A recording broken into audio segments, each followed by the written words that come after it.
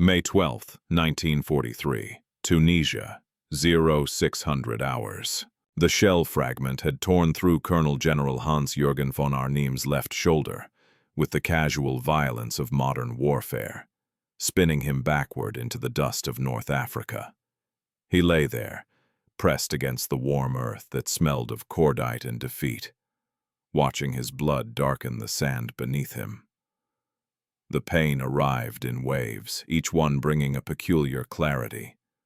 This was the end. Not death necessarily, though that seemed probable, but the end of everything he had known. The end of Army Group Africa. The end of German ambitions in North Africa. The end of a career built on Prussian precision and military excellence. Through the ringing in his ears, he heard boots approaching. British boots by the sound of them. Von Arnim closed his eyes and prepared himself for what came next. In his mind, cultivated through 30 years of military service, there existed a clear protocol for this moment. Capture meant interrogation, internment, possibly execution. The Geneva Convention offered certain protections, but conventions were paper, and paper burned easily in wartime. He expected at minimum to bleed out in this God-forsaken desert while waiting for whatever medical attention the enemy might deign to provide to a captured German general. What happened instead would shatter every assumption he held about warfare, about his enemies, and ultimately, about the world itself. The British medic arrived within minutes, not hours, not after the British wounded had been treated. Within minutes. The young man, he couldn't have been more than 22, dropped to his knees beside von Arnim with the urgency of someone saving a comrade, not an enemy. The medic's hands moved with practiced efficiency, cutting away the general's uniform, applying pressure to the wound, calling for a stretcher.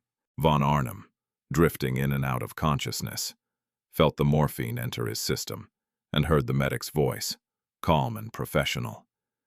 "You're going to be fine, sir. We've got you, sir."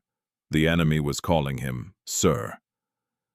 30 minutes later, von Arnim found himself on an operating table in a British field hospital.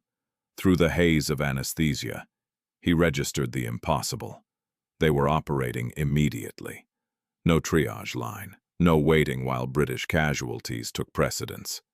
A surgeon, a major by his insignia, was already working on his shoulder with the same meticulous care he would presumably give to his own commanding officer. The last thing von Arnim saw before unconsciousness took him was the surgeon's face, concentrated and serious, treating the shattered shoulder of Germany's former commander in North Africa as if it mattered whether this particular enemy lived or died. When he woke, 6 hours later, his shoulder was bandaged, the bleeding stopped, the fragments removed. He was alive, against all logic, against all his expectations about what happened to captured generals in the midst of total war. He was alive and receiving medical care that would have been exceptional, even in a German hospital. This was von Arnim's first encounter with a truth that would pursue him through the next 4 years of captivity. The enemy he had been fighting operated by rules so foreign to his experience that they seemed to belong to an entirely different civilization. Hans-Jürgen von Arnim had arrived in North Africa in December 1942 as the embodiment of Prussian military tradition. Born into the aristocracy in 1889, raised in the rigid hierarchy of the Kaiser's Germany, trained in the exacting discipline of the Reichswehr, he represented a warrior class that stretched back centuries.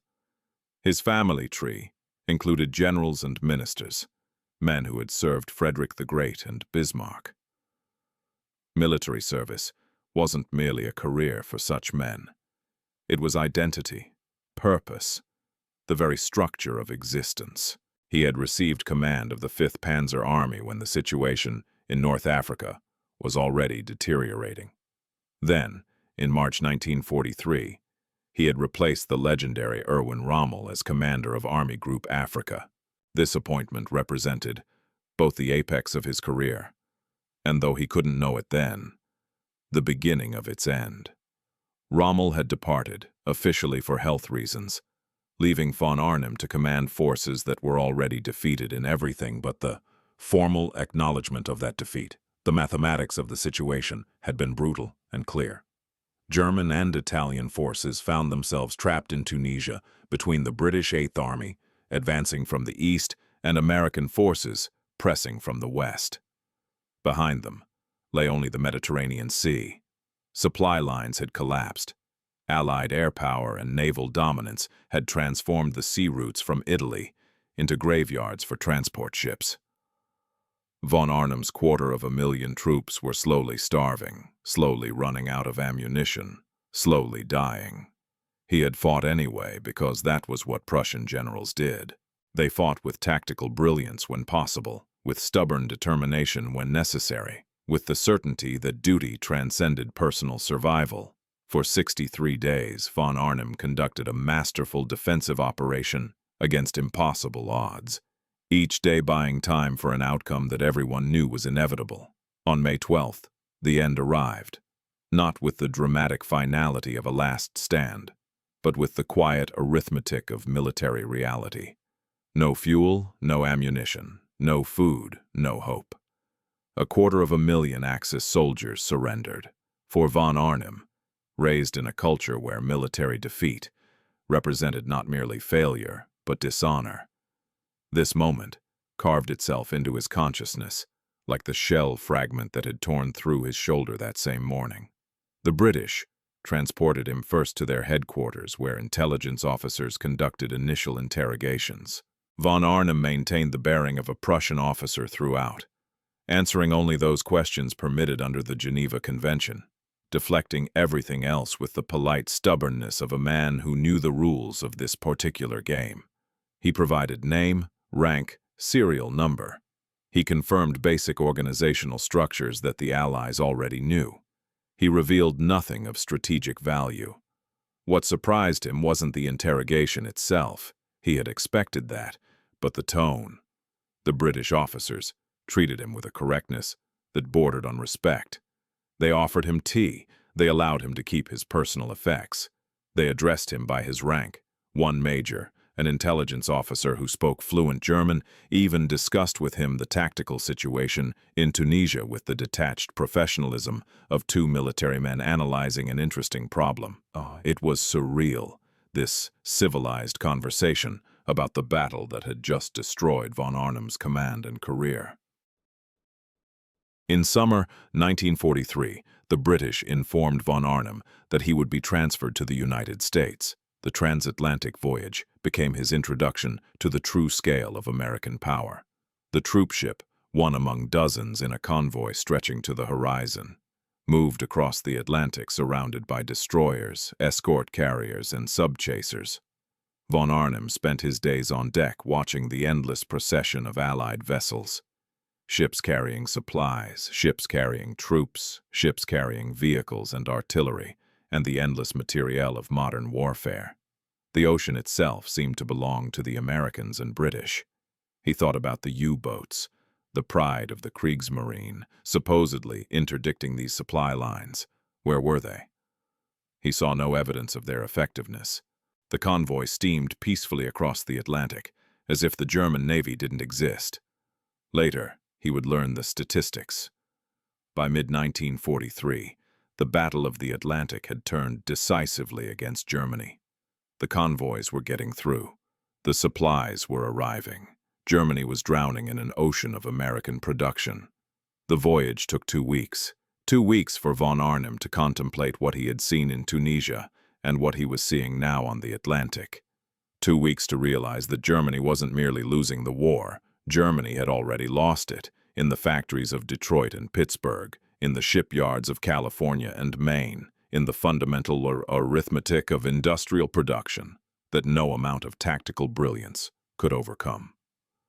Camp Clinton, Mississippi, materialized out of the humid heat, like a vision from another world. Von Arnim arrived in late July 1943, when the temperature hovered around 95 degrees, with humidity that felt like drowning in warm water. The camp had been constructed to house high-ranking German officers captured in North Africa, and the Americans had built it with characteristic efficiency. Barracks for junior officers and enlisted men, separate housing for senior officers, administrative buildings, a guards compound, all laid out with geometric precision and surrounded by wire fencing. But what struck von Arnim immediately, what hit him with the force of physical impact, was the abundance, the sheer, overwhelming, impossible abundance. The camp's warehouses overflowed with supplies, mountains of canned goods, stacks of fresh vegetables, sides of beef hanging in refrigerated storage. New uniforms, boots, medical supplies, everything organized and cataloged and available in quantities that seemed to violate the basic laws of wartime scarcity. Von Arnim, who had spent his final months in Africa watching his soldiers slowly starve, stood before this cornucopia of American plenty and felt something crack in his understanding of the war. In Tunisia, his quartermaster had been counting individual potatoes. Here, the American mess sergeant was worried about which of 3 types of bread to serve with dinner. They assigned him to a small house on the camp's perimeter, a 1-story wooden structure, painted white with green shutters. Built in the American style, with a covered porch and screens on the windows to keep out mosquitoes. Inside, 2 bedrooms, a sitting room, a bathroom with running hot water, electricity, a radio. Furniture that was simple but well made. Clean sheets, books in German that someone had thoughtfully procured from somewhere. Von Arnim walked through this house in a state of profound disorientation. He was a prisoner of war. This was supposed to be imprisonment. But the house was nicer than many of the billets he'd occupied during his career as a free officer in the Wehrmacht. There was more comfort here, more consideration for his basic needs than he had experienced in his last year commanding Army Group Africa. The Geneva Convention mandated certain standards for the treatment of prisoners, particularly senior officers. Von Arnim knew this. But knowing the text of a treaty and experiencing its application were entirely different matters. The Germans had Geneva Convention obligations too, but von Arnim had seen enough of the Eastern Front to know how flexibly those obligations could be interpreted, when convenient. The Americans, apparently, interpreted them literally. Within a week of his arrival, von Arnim received perhaps the most absurd privilege of his captivity: a car with a driver, not for escape. The car came with an American escort, and von Arnim's movements were restricted to approved locations. But for transportation, the vehicle was a black 1941 Chevrolet sedan, maintained by the motor pool, and the driver was a young private named Henderson, who treated his assignment with the seriousness of someone driving a general, even if that general was technically the enemy. "Where would you like to go today, sir?" Henderson would ask each morning, and von Arnim, still adjusting to this strange captivity, would specify one of the permitted locations: the camp's officers' club, the administrative building for meetings with the camp commander, occasionally the nearby city of Jackson, under escort. Jackson, Mississippi, a modest American city of perhaps 60,000 souls entirely untouched by war. Von Arnim's first visit there in August 1943 completed his education in the asymmetry of this conflict. The city functioned normally, shops open, restaurants full, civilians going about their business with no apparent concern that their country was fighting a global war on 2 fronts. There was rationing, yes. Henderson mentioned having to save gasoline coupons, but the deprivations were trivial compared to what Germany experienced even before the war intensified. The abundance visible in Jackson's shop windows would have seemed fantastical in Berlin, impossible in Hamburg, laughable in the bombed-out ruins of Cologne. Here, in this medium-sized American city in the Deep South, civilians complained about meat rationing while eating better than von Arnim's soldiers had eaten in the best months of the North African campaign. And there was air conditioning, this marvel of American technology, rare in Germany even before the war, was commonplace in Jackson. Department stores had it. restaurants had it. And most relevantly, for von Arnim, movie theaters had it. The movie theaters became his refuge from the Mississippi summer. Not because he developed any particular love for American cinema, though he watched it with the analytical attention of an intelligence officer, but because they offered the only public spaces in Jackson with genuine relief from the heat. The humid, suffocating heat of the American South was, for a man raised in the cool climate of Prussia, almost unbearable. The theaters, maintained at perhaps 70 degrees with air circulated by powerful fans and cooling systems, provided hours of physical comfort. So, von Arnim went to the movies. Private Henderson would drive him to the Paramount or the Majestic on Saturday afternoons. An escort, usually a board lieutenant from the camp, would accompany him. They would purchase tickets, find seats in the back where von Arnim could watch both the screen and the audience, and settle in for 2 hours of American propaganda and entertainment. The experience was surreal on multiple levels. Von Arnim, the captured German general, sitting in an air-conditioned theater in Mississippi, watching Hollywood's version of the war. The newsreels were particularly instructive. Footage of bombing raids over Germany, always emphasizing precision and military targets, never showing civilian casualties. Reports of Allied advances, narrated with confident certainty about inevitable victory. War bond appeals featuring movie stars urging Americans to invest in defeating the Axis. Then the feature films, musicals, comedies, westerns, romances, entertainment designed to distract Americans from the war, or more insidiously, to reinforce why they were fighting. Von Arnim watched Casablanca and saw a vision of European refugees yearning for American freedom. He watched This Is the Army and saw American soldiers portrayed as citizen warriors fighting reluctantly, but courageously, for democracy. He watched Mission to Moscow and saw the Soviet Union presented as a noble ally, which struck him as particularly cynical, given his knowledge of the Eastern Front. But more than the content of the films, von Arnim observed the audience. American families out for Saturday entertainment, children eating popcorn, young couples on dates, men too old or too young for military service, women whose husbands or sons were overseas, all of them comfortable, well-fed, secure in the knowledge that no bombs would fall on Jackson, that their city would not become rubble, that the war was something happening far away to other people. This psychological distance from the war, this ability to treat it as something separate from daily life, was perhaps the most alien aspect of American society to von Arnim. In Germany, the war had consumed everything. There was no separation between the military and civilian spheres. No part of life untouched by the conflict. Here, Americans went to movies. The daily rhythm of von Arnim's captivity established itself quickly. He woke at 0600 hours, a habit too deeply ingrained to break. His orderly, a German corporal named Müller, who had also been captured in Tunisia, would arrive at 0615 to prepare breakfast. Müller was deferential to the point of being obsequious, treating von Arnim with the same formality he would have shown in the Wehrmacht, as if they were still in the German army rather than prisoners of the Americans. Breakfast arrived from the officers' mess: eggs, bacon, toast, coffee, orange juice. The food was good, better than good. It was excellent by wartime standards.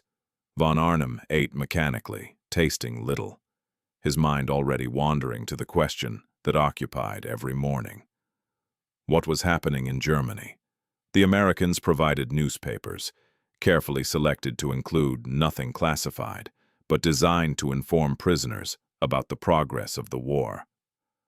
Von Arnim read them obsessively, searching between the lines for truth. The news was relentlessly bad from a German perspective. After breakfast, he would walk the permitted areas of the camp. The morning air, before the full heat of the day arrived, was almost pleasant. He would make a circuit of the compound, nodding to other German officers he encountered, some of whom had served under his command in Africa. They would stop to talk, these captured generals and colonels, discussing the news, analyzing tactics, arguing about what had gone wrong. General Walter Nering, who had commanded the Afrika Corps before his own capture, was particularly bitter. "We were betrayed by logistics," he would say, over and over. "We lost because of supply chains, not because of tactics. We were better soldiers, better tanks, better tactics, but they had more gasoline." General Wolfgang von Choltitz, captured later in France, brought different perspectives. Paris was a city of 4 million people, he would tell anyone who would listen. "Hitler ordered me to destroy it, all of it. The bridges, the monuments, everything. I disobeyed. What would destroying Paris have accomplished except making us barbarians?" These conversations circled around the same themes: the inevitability of defeat, the responsibility for the war, the question of what they could have done differently. Some of the officers, particularly the older Prussian generals like von Arnim, clung to the distinction between the Wehrmacht and the Nazi Party. "We were soldiers," they would insist. "We followed orders. We served Germany, not Hitler." Others were less certain. Lieutenant Colonel Wilhelm Ritter von Thoma, who had commanded the Afrika Corps after Rommel's departure, spoke more frankly. "We knew, perhaps not everything, but we knew enough. We knew about the SS operations behind the lines. We knew that this was not a conventional war. We knew, and we kept fighting anyway." These debates grew heated, sometimes approaching shouting matches. The Americans wisely let them argue. Let them work through their guilt, their rationalizations, their attempts to salvage some dignity from the catastrophe they had been part of. Von Arnim usually remained quiet during these arguments. He was struggling with his own reckoning. The house the Americans had given him was comfortable, almost luxurious by his standards. The food was plentiful. The medical care was excellent. An American dentist had filled 2 cavities for him, complaining that German military dentistry was decades behind American civilian practice. He was allowed books, newspapers, music on the radio. He could move freely within the camp, drive to Jackson under escort, attend religious services at the camp chapel. He was, in short, being treated far better than he had any right to expect. And this treatment was systematic, not an aberration. Every officer in Camp Clinton received similar consideration.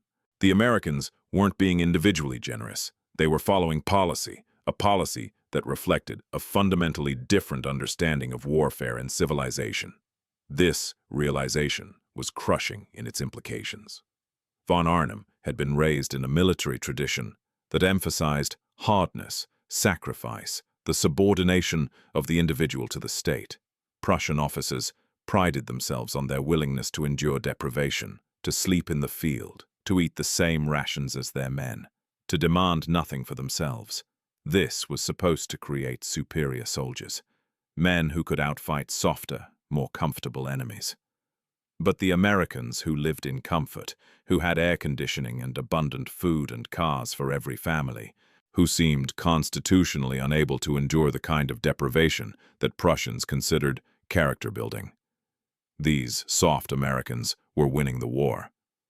Decisively, overwhelmingly, they were winning because their society produced so much wealth that they could afford both comfort and military might. They didn't have to choose between feeding civilians and feeding soldiers because they had enough for both. They didn't have to choose between military production and civilian production because their factories could do both simultaneously.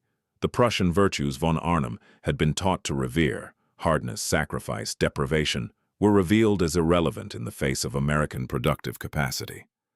You couldn't win through suffering when your enemy could outproduce you 10-1 while maintaining a higher standard of living for their civilians.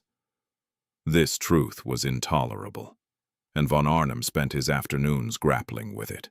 He would sit on the porch of his house, reading or simply staring out at the camp, trying to reconcile what he was experiencing with everything he had believed about warfare, about civilization, about the superiority of German military culture. The interrogations continued throughout von Arnim's first year in captivity, though they were less interrogations than conversations. American intelligence officers, usually fluent in German, would visit his house for tea and discuss various aspects of the North African campaign. They were interested in organizational details. How did German army logistics work? What were the reporting structures? How did tactical information flow from reconnaissance units to headquarters? Von Arnim answered carefully, providing information that was either already compromised or so general as to be useless. He was pleasant, even friendly, but maintained his obligations under the Geneva Convention. The Americans seemed to respect this. They never threatened, never pressed too hard, never employed the rougher tactics that von Arnim knew from his own experience existed in wartime interrogations. One major, a man named Richardson, who had apparently been a history professor before the war, engaged von Arnim in lengthy discussions about military theory. They discussed Clausewitz, Moltke, Schlieffen, the principles that had shaped German military doctrine. Richardson was well-read and thoughtful, treating these conversations as genuine intellectual exchanges rather than intelligence gathering. The problem with German military theory, Richardson said during one of these sessions, is that it assumes a short war. Everything is optimized for decisive victories in limited time frames. But what happens when the war doesn't end quickly, when the enemy has resources to sustain a long conflict? Von Arnim had no good answer. Richardson had identified the fundamental flaw in German strategy, and they both knew it. These conversations left von Arnim troubled. The American major, this former college professor turned intelligence officer, understood German military theory better than many German officers von Arnim had known. The Americans weren't ignorant brutes, another myth the propaganda had fed them. They were educated, thoughtful, and they had used their understanding of German military doctrine to devise counter-strategies that had systematically dismantled every German advantage. In the evenings, von Arnim listened to the radio. The BBC broadcast news in German, as did the American Office of War Information. He listened to both, recognizing the propaganda elements but extracting what truth he could. By late 1943, the truth was stark. Germany was in retreat on all fronts. Italy had surrendered. The Red Army was advancing in the east. Allied bombers were systematically destroying German cities. The reports of the bombing campaign were particularly disturbing. Hamburg had been firestormed in July, tens of thousands dead. Cologne, Berlin, the Ruhr cities, all were being methodically reduced to rubble. Von Arnim thought about his wife, living in their family home near Berlin. Was she safe? Were the letters she sent him, carefully censored by both German and American authorities, telling him the truth about conditions in Germany? He tried to imagine what it would be like to live under that rain of bombs night after night. He had experienced combat, the immediate terror of artillery fire and aerial attack. But what he had experienced was temporary, limited to the battlefield. German civilians were experiencing it constantly, for years, with no end in sight except total defeat, and the realization that haunted him.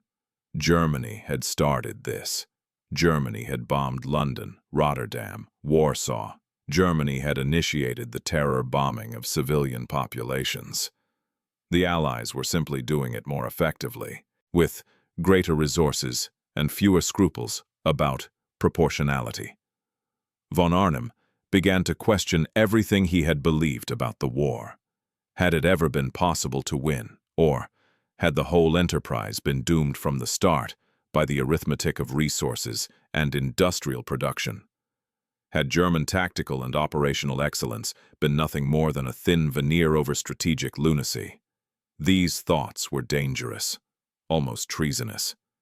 Von Arnim had sworn an oath to Germany, to the Wehrmacht, ultimately to Hitler. That oath had been the foundation of his adult life.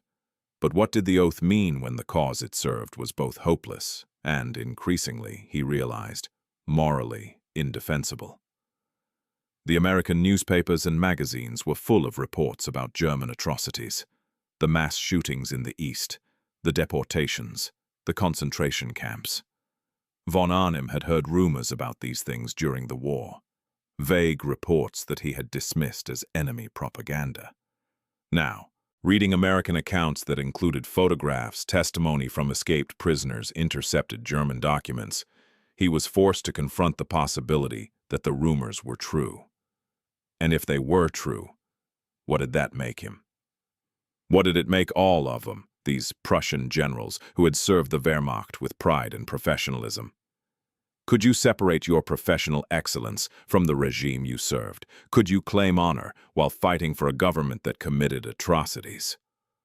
Von Arnim had no answers, only questions that grew more insistent and more painful as the months passed. The Mississippi summer gave way to a brief autumn and then winter, which in this climate meant temperatures in the 50s and occasional rain. Von Arnim, marked time by the news from Europe, January 1944 brought reports of the Allied landing at Anzio. June brought D-Day. The Allies were ashore in France, establishing the second front that Germany had dreaded.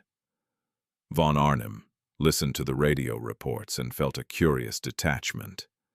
These were his comrades being killed, his fellow officers trying to hold positions against impossible odds. But he felt no connection to them. He was removed from the war, living in his comfortable American house with his American driver and his trips to air-conditioned movie theaters. The war had become abstract, something that happened to other people far away. This detachment troubled him. Was it a form of betrayal, this psychological distance from his nation's suffering? Or was it simply survival, the mind protecting itself from the emotional weight of catastrophe? Other officers at Camp Clinton reacted differently. Some sank into depression, refusing to eat, abandoning any semblance of military bearing. Others became obsessively concerned with minutiae, the proper folding of uniforms, the exact protocols of military courtesy, tiny rituals that helped them maintain identity in a world where their primary identity as officers had lost meaning. Von Arnim coped by maintaining routine. He woke at the same time every day, exercised, read, attended the discussions with other officers, took his drives to Jackson. He wrote carefully censored letters to his wife. He studied English with surprising diligence, recognizing that whatever future awaited him after the war, English would be useful. He also began writing, not a memoir, nothing so organized, but notes and reflections on his experiences in North Africa, on the nature of warfare, on the failures of German strategy. He wrote in German, in a neat Prussian hand, filling notebook after notebook that Private Müller procured for him from the camp supplies. These writings were never intended for publication. They were simply von Arnim's attempt to make sense of his life, to extract meaning from defeat, to understand how everything he had believed and worked for had collapsed so completely. He wrote about the logistical impossibilities of the North African campaign, about the delusions that had led Germany to fight a three-front war, about the disconnect between German tactical brilliance and strategic stupidity, and he wrote about the Americans, their casual efficiency, their pragmatic approach to problems, their ability to organize vast enterprises with minimal fuss. The more he observed them, the more he realized that American military power wasn't accidental. It flowed directly from American society, from the emphasis on education, from the democratic culture that encouraged initiative, from the economic system that rewarded innovation and productivity. Germany had tried to build military excellence through rigid hierarchy and unquestioning obedience. The Americans built it through flexibility and individual responsibility. German officers expected their orders to be followed exactly. American officers gave their subordinates objectives and let them figure out how to achieve them. Both systems could work, but the American system scaled better, adapted faster, and proved more resilient when things went wrong. Von Arnim saw this principle in operation throughout Camp Clinton. The American guards weren't particularly well disciplined by German standards. They were casual, sometimes sloppy in their uniforms, prone to chatting with each other on duty. But they were effective. They prevented escapes without brutality. They maintained order without creating fear. They achieved their objectives through a combination of alertness and common sense, rather than rigid adherence to protocol. It was maddening to admit, but the Americans had built a better system. Not through superior military tradition. They barely had military tradition compared to Prussia. Not through martial values. They were fundamentally unmartial people who preferred commerce to conquest. They had built it through prosperity, education, and a political system that distributed power broadly enough that the entire society could be mobilized for war without requiring authoritarian control. May 8, 1945. Germany surrendered. Von Arnim heard the news on the radio. The BBC announcing the unconditional capitulation of all German forces. The war in Europe was over. Germany had been utterly defeated, occupied by 4 different armies, partitioned into zones of control. Hitler was dead. The Nazi government collapsed. The Wehrmacht dissolved.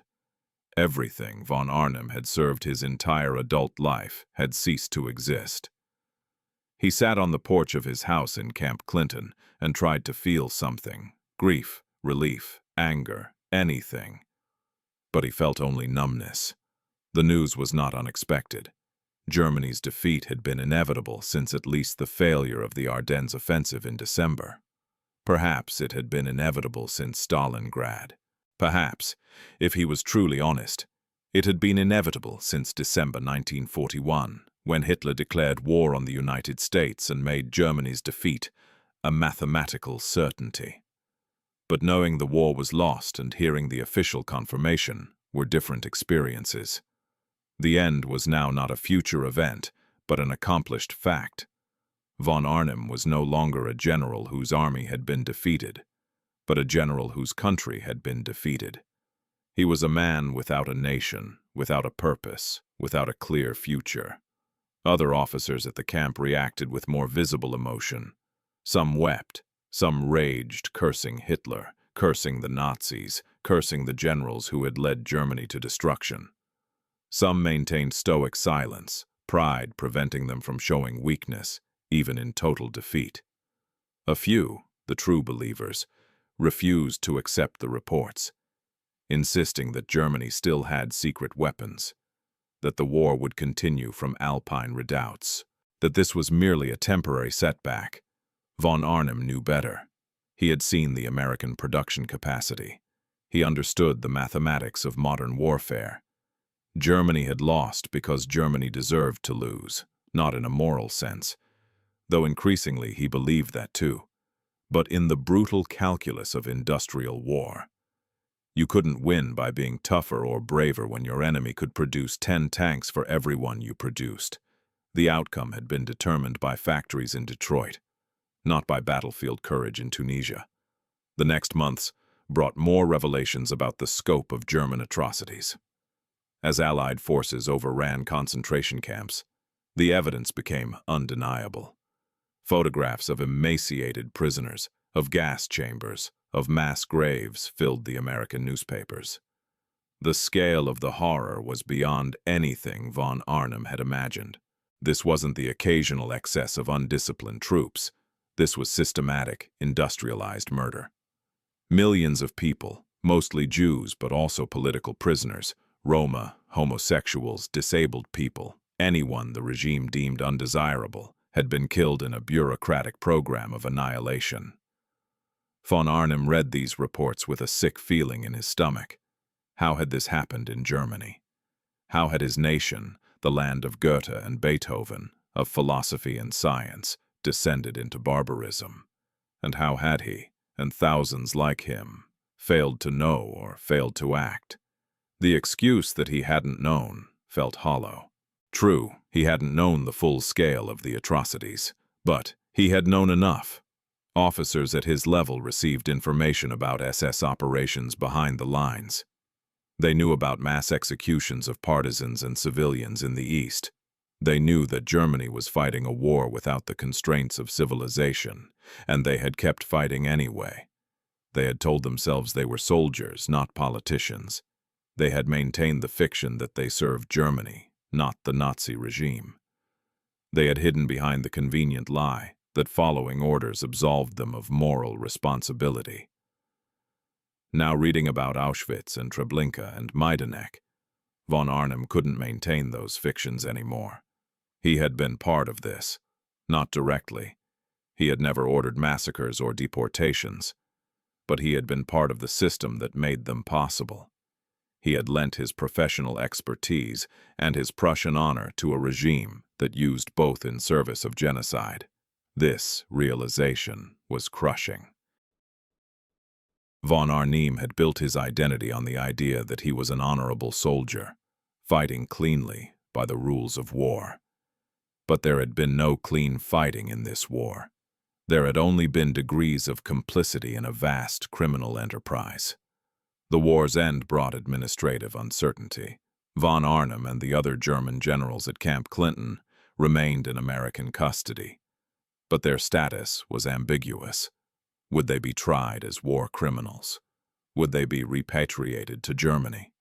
Would they remain in American camps indefinitely?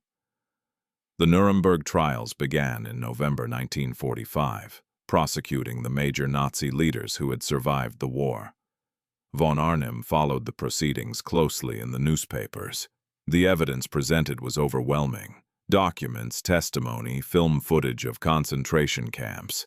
The defendants employed various strategies, denying responsibility, claiming they were following orders, arguing they hadn't known about the worst atrocities. None of it was convincing.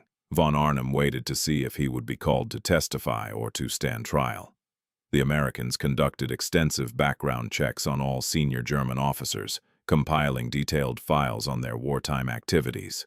Investigators interviewed von Arnim multiple times, asking about his knowledge of atrocities, his relationship with Nazi Party officials, his conduct toward civilians in occupied territories. He answered honestly, knowing that lies would be detected. He had commanded in North Africa, where the fighting had been primarily military to military, with relatively little civilian population to terrorize. He had not been involved in operations in the East, where the Wehrmacht's worst crimes occurred. His record, while not spotless, did not include obvious war crimes. The investigation concluded that while von Arnim had served a criminal regime, he had not personally ordered or committed acts that would warrant prosecution. He would not face trial at Nuremberg. This conclusion brought relief, mixed with guilt. Why should he escape prosecution when he had been part of the system? Was it fair that the Nuremberg defendants faced hanging while he would eventually go free? The months dragged on. 1946 passed slowly in Camp Clinton. The camp's population decreased as lower-ranking prisoners were repatriated to Germany. The remaining senior officers existed in a limbo, waiting for decisions about their fate from authorities who seemed in no hurry to make those decisions. Von Arnim continued his routine. Rising early, reading, writing in his notebooks, taking walks around the camp, attending discussions with the other generals. But the discussions had changed in character. They no longer argued about tactics or blamed logistics for Germany's defeat. Instead, they grappled with larger questions. How had they failed to see what the Nazi regime truly was? What responsibility did military professionals have for the regimes they served? Could there be such a thing as a political military service, or was that always a convenient fiction? General von Choltitz spoke most openly about these issues. "We told ourselves we were soldiers, not Nazis," he said during one discussion. But what does that distinction mean? We put on the uniform, we took the oath, we carried out the regime's orders. The fact that we privately disliked Hitler or disapproved of Nazi ideology doesn't absolve us of anything. We enabled this regime with our professional competence. We made its war possible. Not all the generals agreed.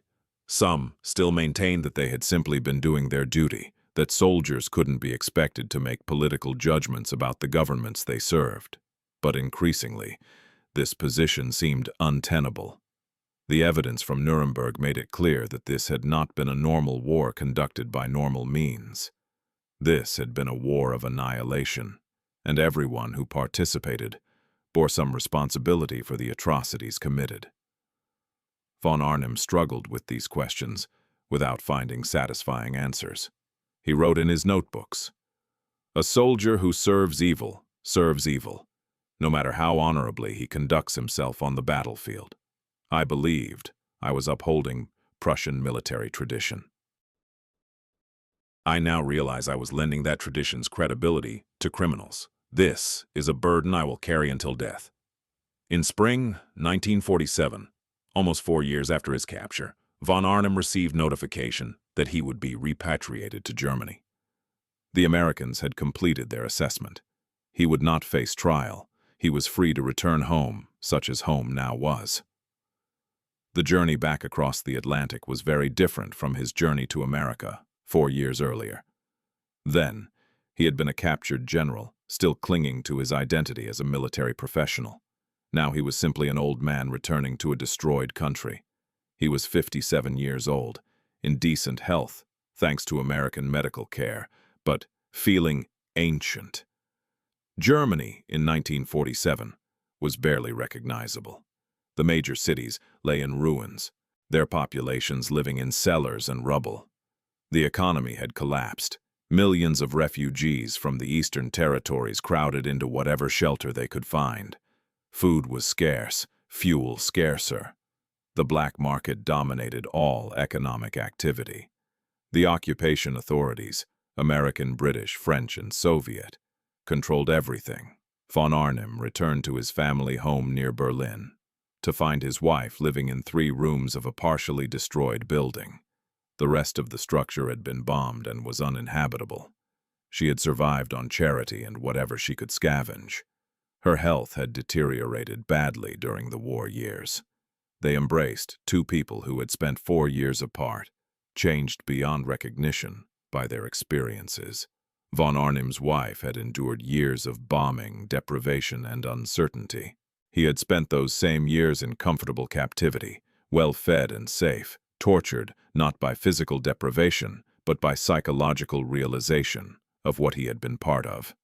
There was no recovery from this, no return to normalcy. The Germany von Arnim had served was gone. The Prussian military tradition he had embodied was discredited. The social structure that had defined his identity had been destroyed. He was a relic of a world that had deserved to die, though he wished it had died in a way that spared so many innocent people. In 1949, the West German government granted him a pension, modest but adequate for survival. He lived quietly, avoiding publicity, declining interviews. Occasionally, former comrades would contact him, suggesting reunions or veterans' organizations. He politely declined. What was there to reminisce about? The defeat? The atrocities? The realization that they had served evil? Von Arnim lived until 1962, dying at age 73 of natural causes. His obituaries noted his military career, his capture in Tunisia, his time in American captivity. They described him as a professional soldier who served with distinction. They were, like most obituaries, exercises in respectful fiction. The truth was more complicated and more painful. Hans-Jürgen von Arnim had been a highly competent general who had served an evil regime. He had conducted himself honorably within the bounds of military professionalism, while enabling a system that committed unprecedented crimes. He had spent his final years grappling with this contradiction, without finding resolution. But perhaps his greatest transformation came not from philosophical reflection, but from a simple, concrete experience. The realization that his enemies were more civilized than his own society. The Americans who captured him, who saved his life, who treated him with dignity and comfort, even as his own nation starved and bombed civilians, had demonstrated a form of power more profound than military might. They had shown him that prosperity and democracy could coexist, that you didn't need authoritarian discipline to build a great society. That treating even your enemies with humanity was not weakness, but strength. Von Arnim had gone to war believing in Prussian virtues, hardness, sacrifice, the subordination of the individual to the state. He had returned from captivity understanding that those virtues, divorced from humane values, led to catastrophe. The Americans had been soft by Prussian standards, individualistic, undisciplined, casual. But they had won, not despite their softness, but because of it. A society that valued individual dignity, even for captured enemies, was stronger than one built on rigid hierarchy and unquestioning obedience. This lesson came too late to change von Arnim's choices or redeem his service to an evil regime. But it changed how he understood his life and his failure. In his final years, when sleep came hard and memories came easily, he would think about the British medic who had saved his life in Tunisia, operating on him immediately without regard to the uniform he wore. He would think about the American guards at Camp Clinton, maintaining security without brutality. He would think about the air-conditioned movie theaters of Jackson, Mississippi, where an enemy general could sit among American civilians and be safe. These memories were not comforting. They made everything worse, actually, because they highlighted the contrast between the civilization he had fought against and the barbarism he had served. But they were true memories, undeniable experiences that had shattered his understanding of the world and left him, in the end, without illusions about the cause he had served or the tradition he had represented. The Prussian military tradition died with men like von Arnim, discredited by its association with Nazism. Perhaps that was just. But von Arnim's personal tragedy, and in a small way, it was a tragedy, was that he had been sincere in his service, believing he was upholding honor and duty, only to discover that honor and duty mean nothing when employed in service of evil. That realization, forced upon him in the comfortable captivity of an American prisoner camp, was perhaps the harshest judgment he could have received. Not death, not imprisonment, but the understanding of what he had truly been part of, and the knowledge that he had helped make it possible.